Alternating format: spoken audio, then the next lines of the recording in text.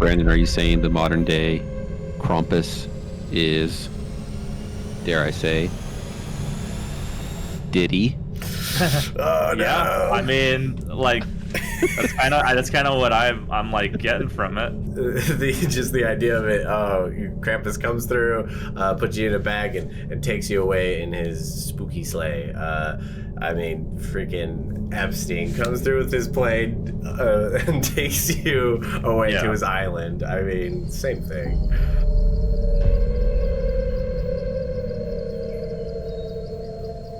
Welcome back to The Fictitious Dark, where we explore the lines between truth and the fictitious. And on today's Christmas special episode, myself, Brandon, Josiah, and Rick are talking about Krampus, and with Josiah's little Christmas sweater thing. What is that? He's got it's a little reindeer. He's reindeer. sticking out of my chest. A little reindeer. Like a xenomorph. Like a chest burster. Perfect. Is that Rudolph? Oh wait, he doesn't have the red nose. No, it's not Rudolph. This is Donner. Did you get that from like eating the wrong type of candy cane or what? No. I actually went to the North Pole. There was this pyramid that kept shifting like every 15 minutes. And then I looked into this nest of reindeer eggs, and one latched onto my face, and then this popped out. Nice. Perfect. Reindeer eggs. Also, you are lying, Brandon. We are not talking about Christmas. This is not a Christmas episode. This is a Krampusnacht. I said it's a Christmas episode where we talk about Krampus. But it's Krampusnacht. Yeah. Which is technically, we're past. December 5th. That's 10 days ago. But yeah, we were so scared we didn't dare put it out before because Krampus might actually come. Yeah, I didn't want to get visited by Mr. Krampus. Krampenfluken. All right, so yeah, let's just jump right into it. What do you guys know about Krampus? Obviously, there was that film that came out like damn near 10 years ago that I finally got around to watching for the first time. But did you guys know about Krampus before that film had arrived on the big screen? Somewhat. To me, it was mostly just like Goat Man likes to punish kids. Mm-hmm. Negative connotation of what Santa Claus is. Yeah, but there's just so much more. Yeah, I did hear about evil Santa before I saw the Krampus movie. I feel like I started to learn about Krampus just a little bit, maybe just within the last year before that movie came out. Okay, there's a bunch of movies. The Krampus movie that went to theaters. What year was that? 2015. 2015. Okay, I was gonna say 2014, but that felt wrong. Yeah, and then I think they did a pretty good portrayal of Mr. Krampus for the most part, and it's definitely the most mainstream Krampus movie. There's a whole bunch of them though. Like if you just type in Krampus on like Voodoo or something like that, you're gonna see a whole lot of B movies. That's for sure. But it's funny, the gap between Trick or Treat and Krampus is now the gap between now and when Krampus came out. So it is like every 9 years, Michael Dougherty is like, I'm gonna put a holiday film out, I guess. Yeah. What's next? New Year's. Godzilla King of Monsters, though. That's true. That's true. But that's not really a horror. He's got to stick with the holiday traditions, though. So, here's a Trick or Treat 2. Hopefully soon. Hopefully. Yeah. Yeah. Before again, I didn't see the movie till like literally a couple weeks ago, and all I knew about Krampus beforehand was kind of the depiction of him. There's kind of two versions of him I knew. One, and the movie kind of combines them, where one of them's like this impish, hairy little devil figure with a pitchfork, and the other one was just like Santa Claus but mean. Like I had this perception of Krampus as just being, oh, Santa doesn't give you coal. Krampus does. Santa just kind of doesn't answer your emails. Krampus is the one who actually shows up and gives you the divorce papers, Like that's how I perceived him. It's just he's like maybe Santa Claus, but he doesn't laugh and his fat isn't quite so jolly and maybe he stinks. and also has got like red eyes or something. So there's kind of those two versions of Krampus, but then you see like the videos of like the people marching in the Krampus parade, and it's terrifying. Oh, yeah. It's absolutely terrifying. Like, imagine that at night. Oh my god. Mm-hmm. Yeah, they just had that here in Washington. I think it was like a week ago or so. Really? They did? Yeah. Oh, they do that in Leavenworth, huh? Oh, Leavenworth. Yeah. Oh. Okay, so that might be something that I might try to attend next year if I remember. Next year we should go and maybe film some stuff on location, and that could be fun. Yeah, it would be awesome. All right, it's a date. It's a date. But we're not doing that now. We're here. We're not in Leavenworth, so we're gonna talk about. We're gonna give you the prequel to that, and just talk about the Krampus. Krampus. Rick, what did you find out about Krampus during your research? Well, I started out trying to learn a little bit from where Krampus began, and he had a little bit of pagan roots, and he was supposedly the child of the Norse god Hel, which at first I'm like, I don't remember there being a Norse god Hel, but I'm getting confused with all the other different Roman and, Greek mythologies. And I remembered, oh wait, Hela from Thor. And so that's what kind of kicked it into perspective for me. And it seems like he started out in the beginning as almost like a warning for people to be good. And if they weren't good, he would not bring them presents and bring them gifts for the, was it Yule, I think, right? Yule, the Yule holiday.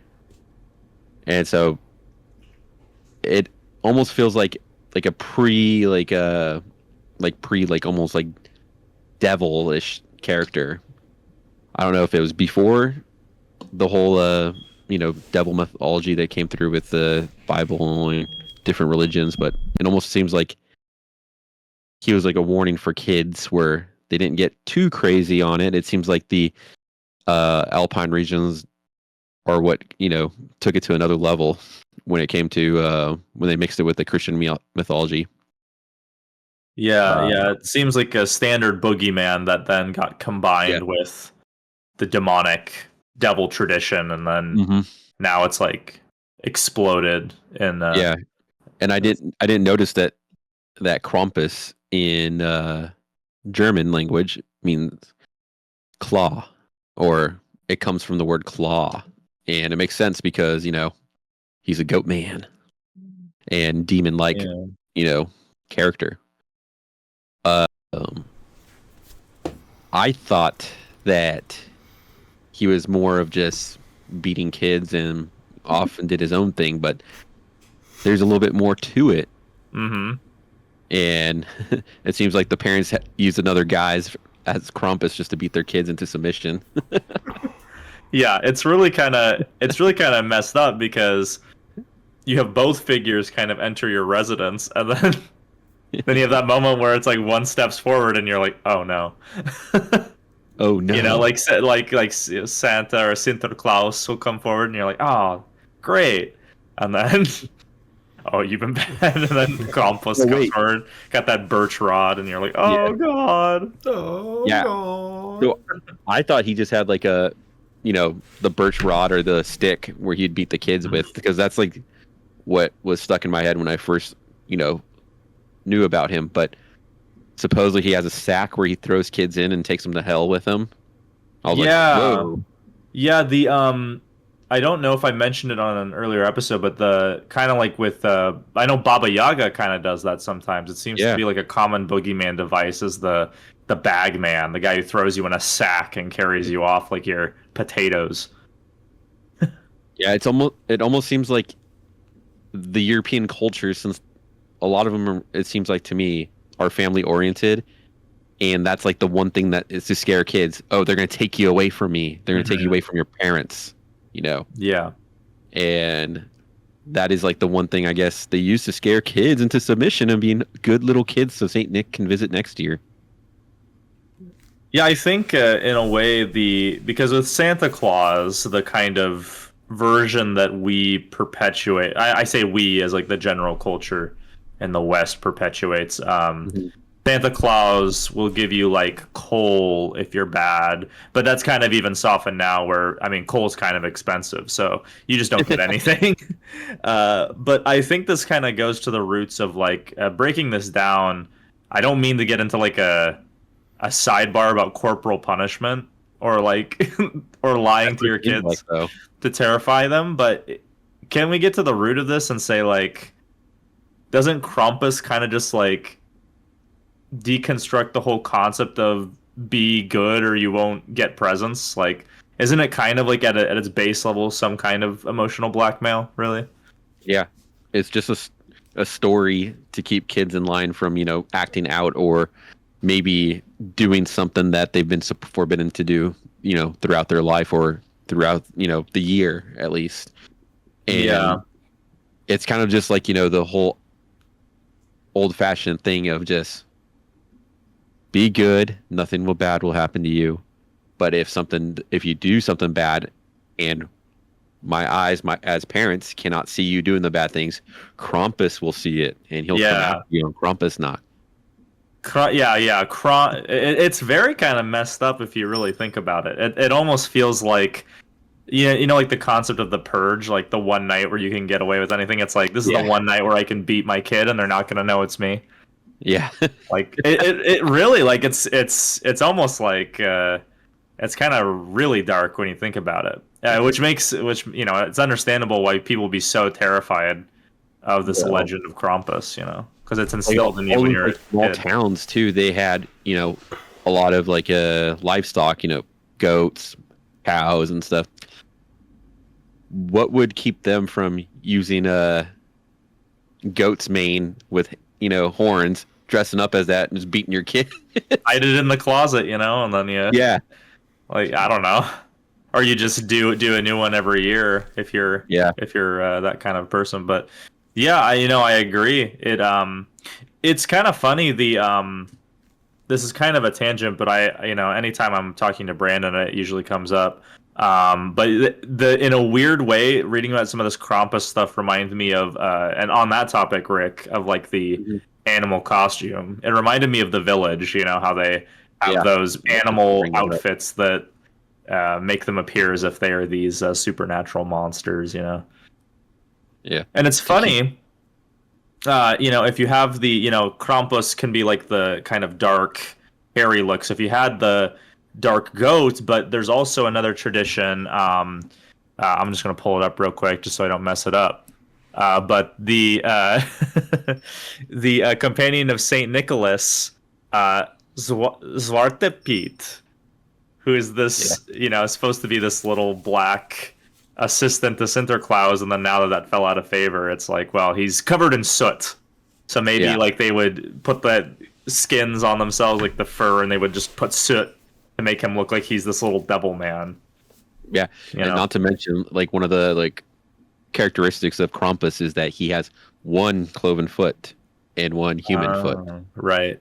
And so they couldn't afford, they couldn't fit both legs into the Krampus, because goats are a little bit smaller than humans, but they could fit one leg in. And then I also read that Krampus's original name, or the idea that Krampus came from, was Perchen. Now I lost the name. It's Perchen, and he has his own night. He had his own night called Birch. Well, that sounds very similar. Yeah. And I guess... Do you know what day that was, Rick? Was that in December as well? I believe so. But he looks a little bit scarier. It's almost like they... Really? Let me post that in our little group chat here. Please do. Pick. But this is I'm curious. Perchen, and he has Ooh! Oh, that is... And it's from Austrian myth, or Austria. Wow. Yeah. It's a folk custom found in Tyrol region of Central Europe, occurring on set occasions. The ceremony involves two groups of locals fighting against one another using canes and sticks. Both groups are masked, one as beautiful and the other as ugly birch. And so one of the articles I was reading, they believe that that's where the original Krampus idea came from.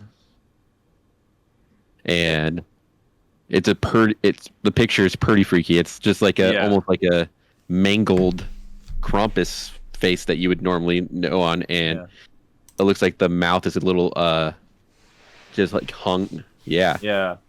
Which reminds me of that happens a lot. Like there's examples like the Mary Lud and Turon from Polish folklore, where they do these kinds of things with like the animals that they have the cloak around the skull, and then they kind of use the pole to move it around. So that does definitely remind me of that. And then a lot of times it's the slack jawed kind of thing.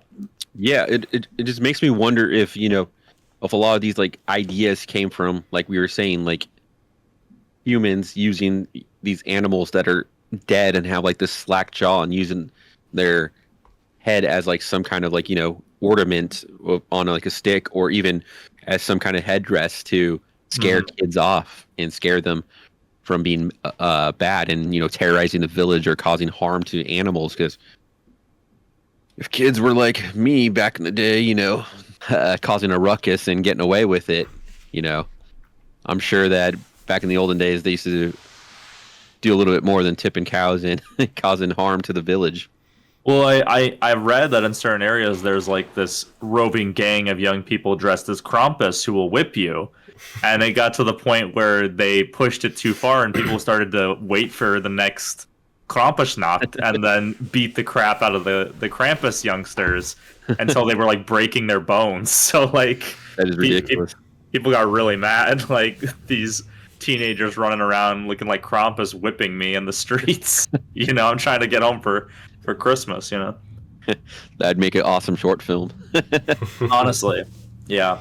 Bunch of villagers getting ready for the Krampusnacht. It's like John Wick, but they attack him in the streets and get his dog, and he's like, okay, I'm gonna destroy all the Krampuses. Yeah. And you just find out they're just kids under masks. Teenagers. Yeah, he's like, causing problems. No. Yeah. But furthermore, with the whole Krampus idea, I know that you guys probably have like some kind of like maybe some like religious, connotation of idea of what maybe Christianity added to like the pagan idea, and what they were trying to, use that idea as for their, for the greater good of their culture. I think.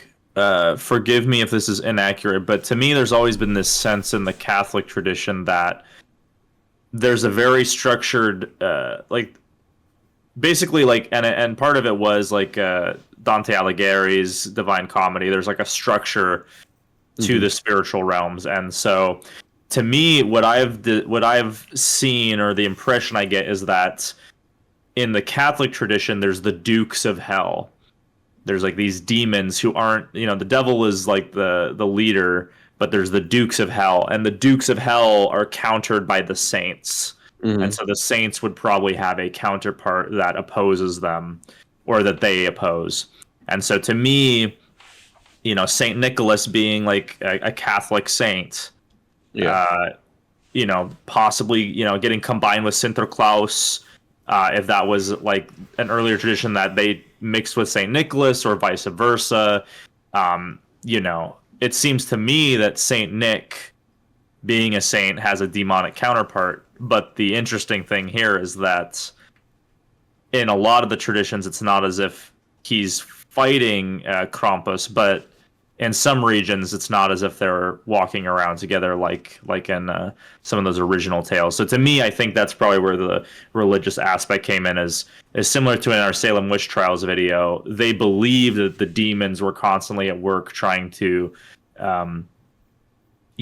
cause problems, bring suffering. And so in the minds of these people who are operating under the Catholic influenced tradition, I assume that would make it, instead of just, Sinterklaas and Krampus being confined to this holiday, it's like, no, this is like a larger part of the larger tapestry of spiritual warfare.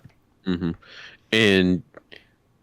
But it seems like Krampus is doing a little good more than what a demon usually would do, because he's kind of helping, these children with their penance by being beaten, right? To, repay for their sins in a sense, to better themselves moving forward. So he's not like quite almost 100% opposite of Santa Claus. No. Whereas Santa Claus is rewarding your behavior, Krampus is almost, making you learn from your mistakes, but in an extreme way. I mean, in the original Hebrew Bible, the Pentateuch, the tradition is like Satan doesn't start out as like this dark anti-god or fallen angel. Mm-hmm. He starts out as an angel who serves God and is the adversarial force, and he puts Job on trial, and he is operating under permission from God in that story. So he is they're trying to teach Job a lesson. I don't want to get into a full discourse on Job, but in in the earliest version of the Satan, in like the Hebrew tradition, he wasn't. It's similar to Krampus, where it's he is serving a function, but not in opposition. It's a controlled opposition in a way. Yeah. The interesting thing there is just like that, because there is a difference between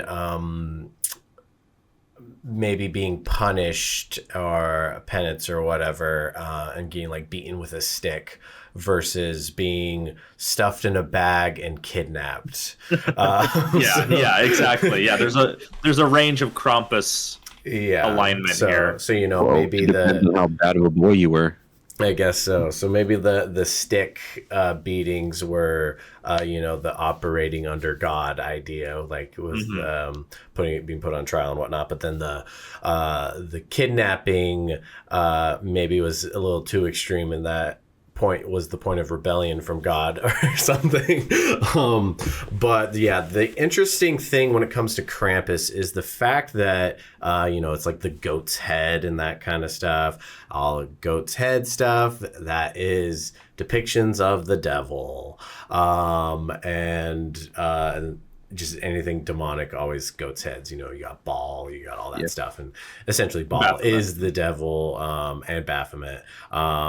Just all of that, it just kind of coincides with each other and whatnot. Or even Black Phillip from The Witch, which is but this is the counterpart to Black Phillip. Yeah, Black Phillip is this is good Thompson.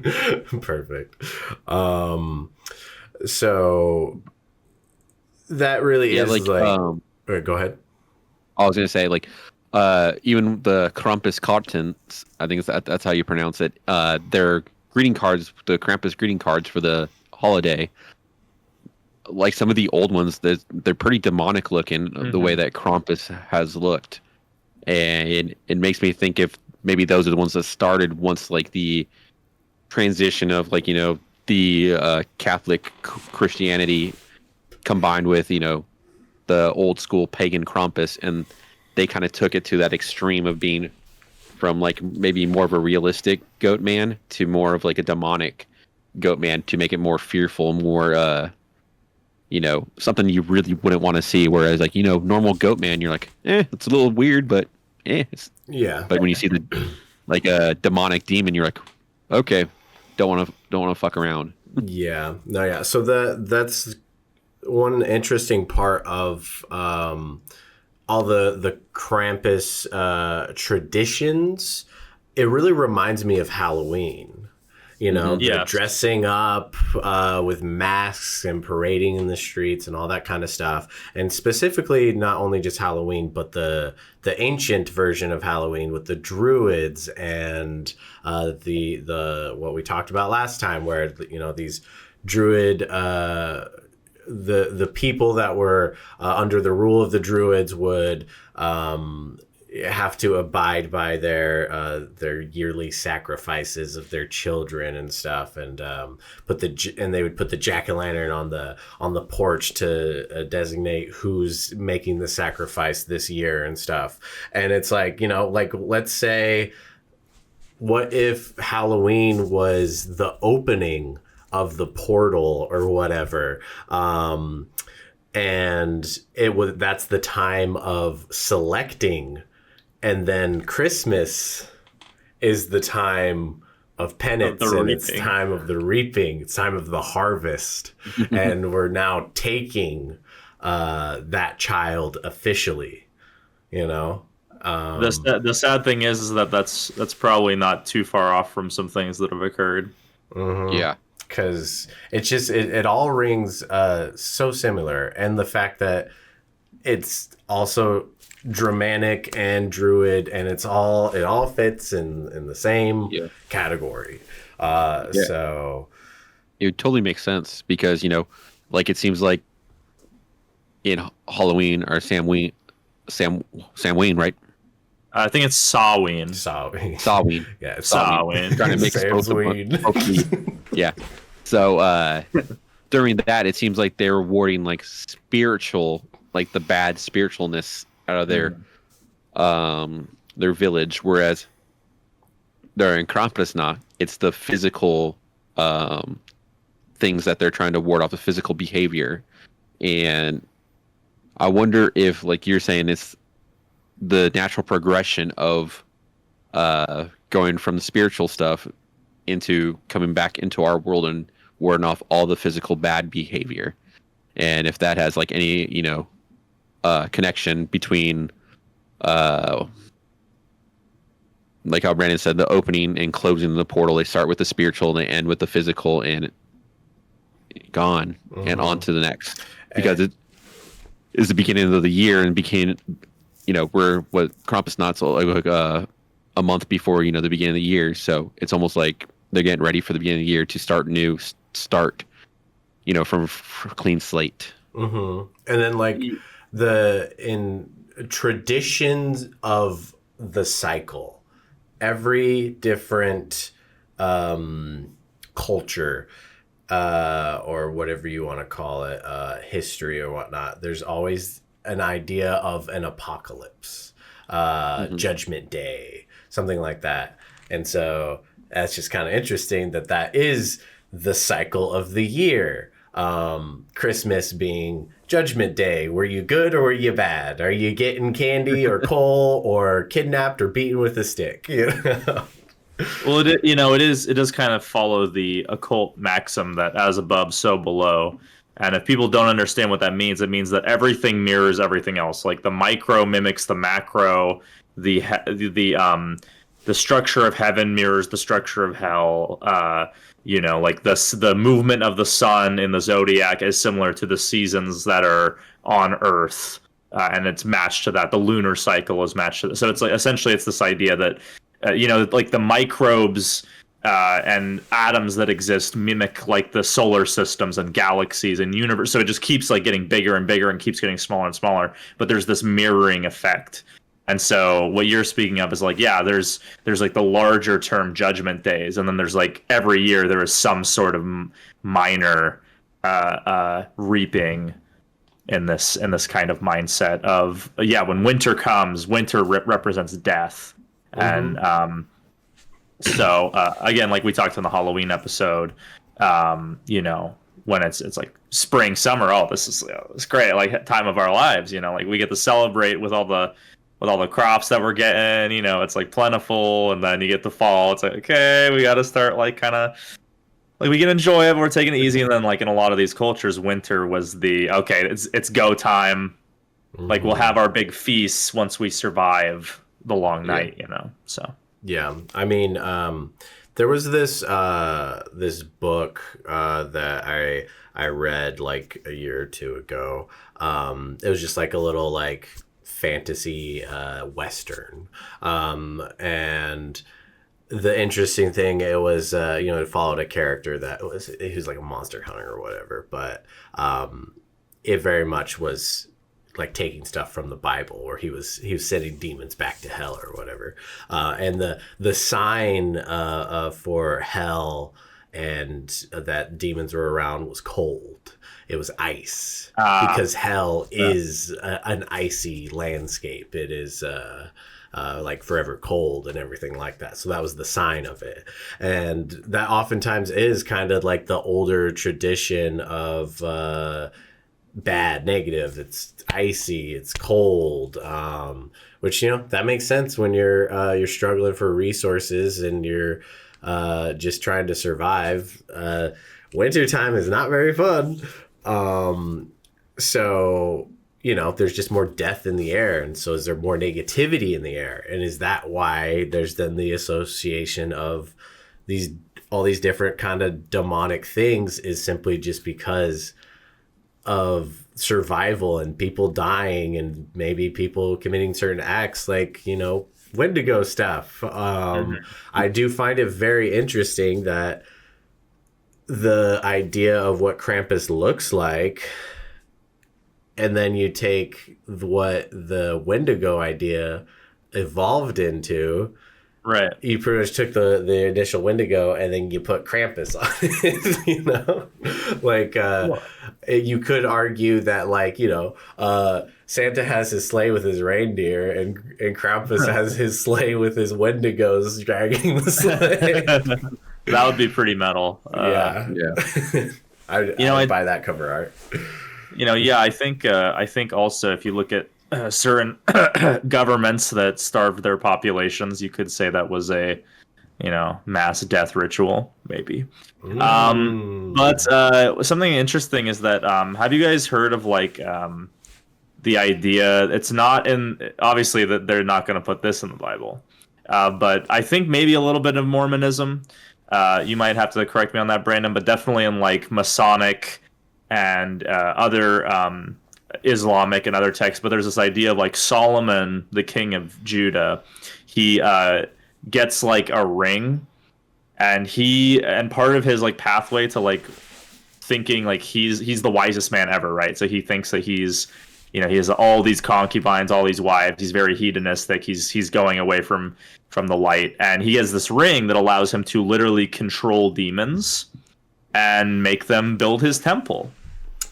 And so, to me, this perhaps the relationship is that Sinterklaas, or Saint Nicholas, has gained dominion over this being Krampus, and it's like he owns him, like he knows his secret name or something, and control, and like he has final say. But that's why Krampus is like almost his subordinate. Like I think in some versions he's even like Sinterklaas's brother or something, like little brother or something. Yeah, he's like a companion that kind of follows with him. Mm-hmm. Yeah. But yeah, no, King Solomon, all of that. It's in the Bible, specifically. And Mormons, they have the Book of Mormon, but they also have the Bible. So it's just it's a trilogy. Yeah, exactly. So that's how I always view the Book of Mormon, as they were like, we had to finish the trilogy. I'm sorry. Exactly. Sorry. If you watch Heretic, it's something else. I'm planning to. But yeah, with the all that's goes in line with Christianity just as much as does Mormonism, because of being in the Bible. But yeah, the whole thing with King Solomon was he was binding demons, or whatever you want to call them, entities. He bound them to objects, gold specifically. This is where things come into question about genies and jinn. And you know, if he's having them build structures, you know, there's a lot of jinn stuff in the Middle East and different parts of the world, and with mysterious structures. so if you look at Washington D.C., I'm sure it's a complete coincidence, but in Washington D.C., you can see like the street structures make like owls and pyramids and pentagrams and and all like reversed pentagrams and all this stuff. So like the you know, again, I the way I view it, my kind of what I've come to recently is that these secret societies, there are the good ones that have the occult knowledge, and then there's the bad ones, and with structuring a city or structuring like a temple or a building, you can like create a certain type of magic with it, like the very constructing of it, because you're like using your will to make designs and stuff. So definitely that the djinns come in there. But back to Krampus. Krampus. Yeah, Krampus. I genuinely I'd like to see the kind of Krampus walk and see kind of what the vibe is like. I mean, I'm sure nowadays people would probably like see it as good fun, but I don't know. I think some of the ones I've seen, I'm not sure how the Leavenworth one looks like the costume wise, but the ones I've seen are like, it's like howling wind and Germany one. Yeah, those ones look like really terrifying, honestly. Yeah, it almost makes me seem. It seems like it was kind of like a whole village setup of like the movie The Village is like where. Yeah, they use the idea of Krampus to keep everybody compliant to what the village wanted, and if they acted out, they would get beaten, or put in the sack and disappear, sold off, taken to hell. So it's almost like interesting that idea that it was maybe a form of compliance to like your village. Yeah. If you did wrong to the village, Krampus would come and get you and take you away. I mean, so like one thing to think about when it comes to that, the old times and villages and whatnot, it was not uncommon to leave a newborn baby out in the woods to be just taken by the elements because whatever reason you couldn't feed it, you couldn't take care of it. There was something like wrong with it. You knew that this baby wouldn't survive. They would leave it like in the woods or something and just leave it to die. That's something you see in the animal kingdom all the time. But it's something that we as people used to do. So if we are in if you are in used to do, maybe still do, but like that version of it, yes. The if you are in a culture where that is 100% acceptable, it's not too far of a stretch to be like, man, this 10-year-old kid, he's a little shit and will not stop doing all these shenanigans. He is a menace. He doesn't learn. I don't think there's any hope for him. Let's bag him up and just like take him out of town and then tell everybody I was Krampus. Throw him in the river. Yeah, exactly. Like I guarantee stuff like that probably happened. Or I'm sure there was situations where they would. I mean, if you get thrown in a bag and get taken to the edge of town and then dropped, and then some guy in the shadows says like, "Be good," or "Next time you won't be coming back," and you run back to your parents and you're like, "Oh my God, Krampus, like, let me go. I'm never gonna be bad again." I understand now. I understand what you were trying to tell me. Yeah, exactly. And people had to get more creative to entertain themselves as well back then. So there wasn't just a constant abundance of entertainment like we have these days, where it's you almost have to try to avoid entertainment so you can be productive these days, versus back then you had to go out of your way to be entertained, and it was quite the opposite. Embellishing stories, really getting into character and dressing up and actually kidnapping your kid to like scare him into acting good. Like, yeah, it's not too far-fetched at all. Daniel Day-Lewis has nothing on the Krampus actors of yore. Exactly. He ain't nothing. Yeah. But one thing that did pop in my head, not to go back to the subject of from Halloween to Christmas, the thing with Halloween is like the spirit world is loose on the world or whatever, and so you're putting on masks so the dead, you can blend in with the dead, or the dead don't recognize you, one or the other, or both. And with almost, I don't know, there's always different examples of like, you release the minions first and then daddy comes to town. Mm-hmm. Krampus pretty much looks like Baphomet.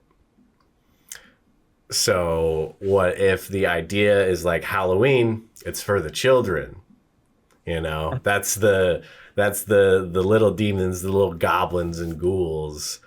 But Christmas, what's the Krampusnacht. It's yeah. you at least get like 20 days before Christmas. Yeah.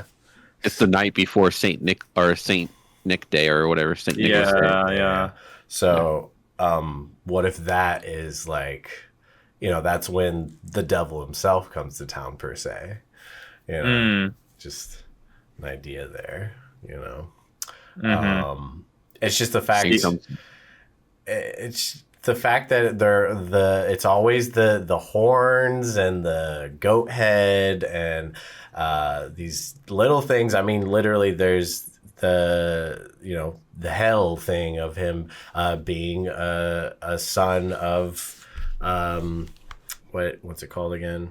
The hell, the Norse god. Yeah. Norse goddess hell. Yeah. Yes. Son of hell. So, which has to do with all the underworld stuff. So it's like even the ideas of Krampus's origins is like very similar to the devil's.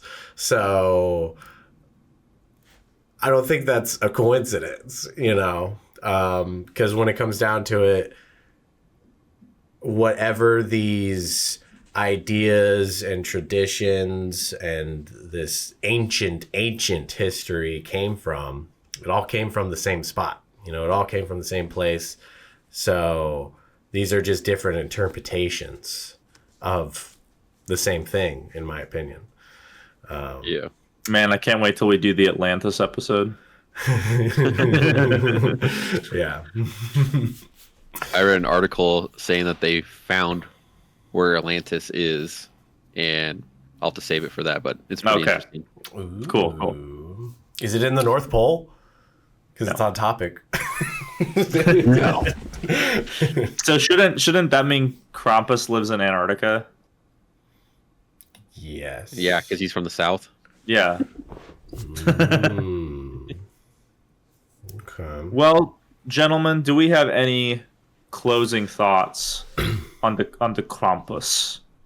The only thing I could think of is everybody be good, be a good boy, be a good girl, be a good they, be a good whoever you are, be a good Brandon, be a good Josiah, or maybe the modern day Krampus, aka the CIA, FBI, NSA. He's gonna beat me with a birch rod, and then what was the name of the agency that came up in the Kennedy episode? The NRO. The NRO. That's Krampus right there. Yeah.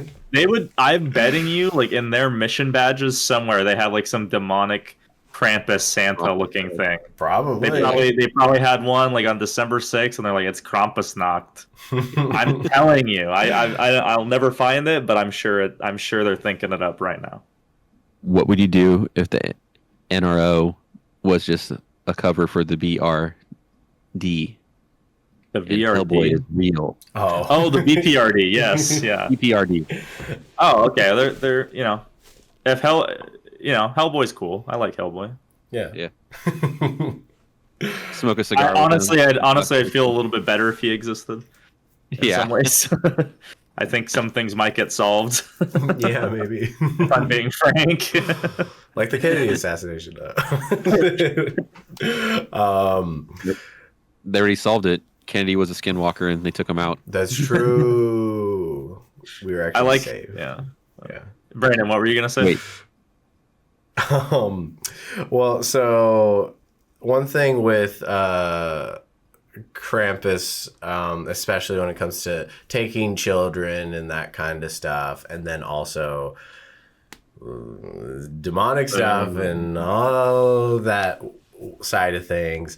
The thing to be careful of this world, the fact that these different demonic depictions almost always have child sacrifice. It's like the name of the game when it comes down to it. And so that's something to always kind of be wary of. And like I said, different interpretations of the same thing.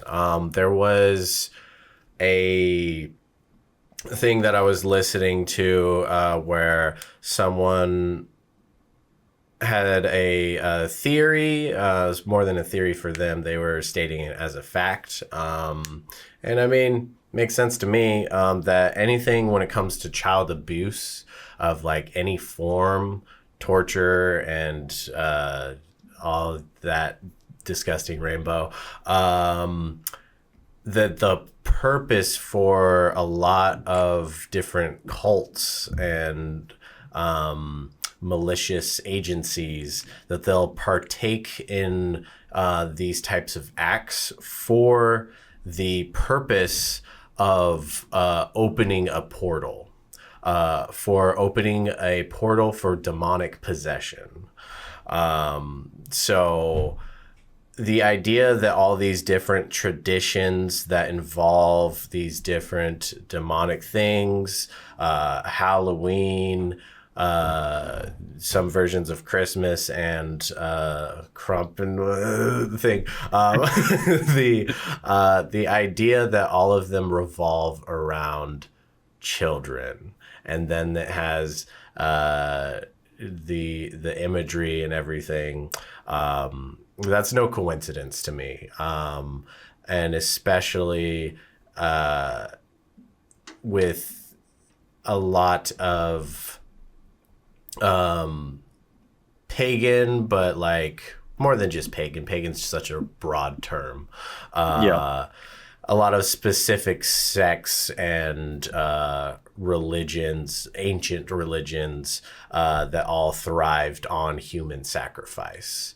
And a lot of this comes back to that. I mean, the Druids, all that stuff, the Germanic tribes, it all came back to these rituals and everything, and that's where all this comes from. But Brandon, has that really changed? Or is it just more covert? Much more covert, that is true. It was more blatant and widely accepted by the people and the cultures around it. Therefore, they didn't have to hide it. And so now it's just hiding in plain sight. And yeah, I mean, I'm not really necessarily going anywhere with that other than pointing it out. Brandon, are you saying the modern day Krampus is, dare I say, Diddy? Oh, no. Yeah, I mean, like that's kind of what I'm like getting from it. Honestly, it's like it's. I think you're right, man. Is like I think we all realize that like at the heart, you know, there's this quote that there's nothing new under the sun. No. And the reason that's said is because everything has a source. All the positive spirituality and all the negative spirituality, the practices behind them, they all have sources in the distant past, probably before history was even written down.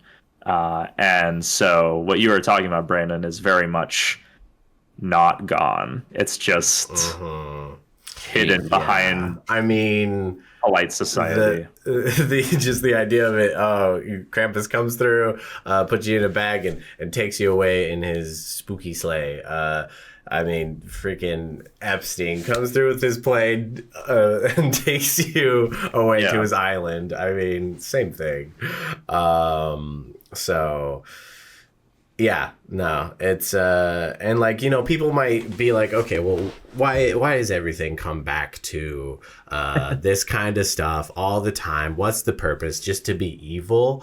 No, it is for ritualistic magic that they believe in. Here's the thing: is no matter if you believe what I'm saying or not, these people believe in it. That's the part that people always have to remember. I might be talking cuckoo to you right now, but these people believe it. And that's what makes it truly dangerous. So, while I still do think Krampus is pretty cool, you just gotta be wary of that. And, you know, maybe take a deeper look into all your little holidays and festivities, what kind of soil that tradition truly grows within, and what kind of skeletons are under the roots. Ooh. One last thought before we sign off and say our goodbyes. Krampus just recently has started going through a beautification where they're doing like cute Krampus. Right. Cute Krampus cards.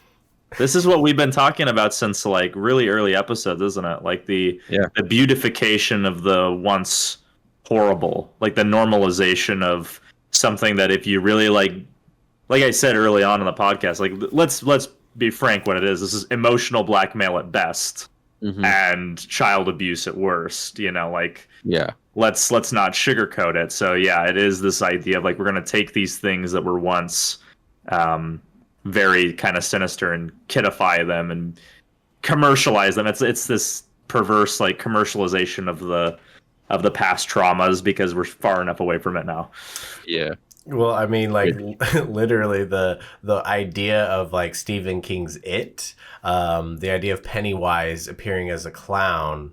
Obviously, that kind of changed over the years, and people actually think clowns are scary now. Whereas the initial intent of the writing of Pennywise is he's supposed to be more approachable by children. He's supposed to lure them more. You know, you want the kids to be interested in the thing and not scared of it, because if they're scared of it, they're going to run away from it, and you don't want them to do that. So, we could do a whole episode on clowns. We're not going to do that now. No, yeah. All right. Well, let's wish everyone happy holidays. Happy holidays. I don't know if that bell's picking up.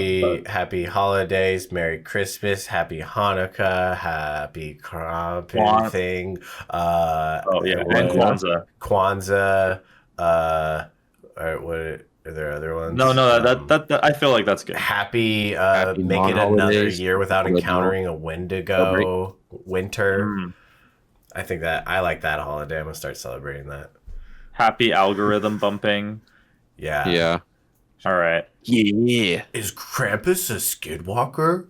Damn it! You took it from me. Be sure to like, comment, subscribe, share our stuff on Reddit, on Facebook. Get Facebook moms to talk about this crazy stuff we talk about. Yeah, let them get mad that we might talk some shiz about Christmas. Yeah, no, for sure. And is P. Diddy the modern day Krampus? That's the question. Should I put that in the thumbnail? Do you think? I mean... It might be a different vibe, but it might get the clicks. See, the thing is you should make 2 thumbnails, and you do that one first, and if it gets some traction, then you leave it. But if it doesn't, then you go to the... It's true. I mean, according to all the YouTube, what to do is 3 different thumbnails that you swap out. Gotcha. We gotta do Diddy with some Krampus horns. I guess maybe Epstein. I don't know Skinwalker. who else. A Skinwalker, maybe just the devil himself, I suppose, or just normal Krampus. Yeah. But okay, bye. Bye.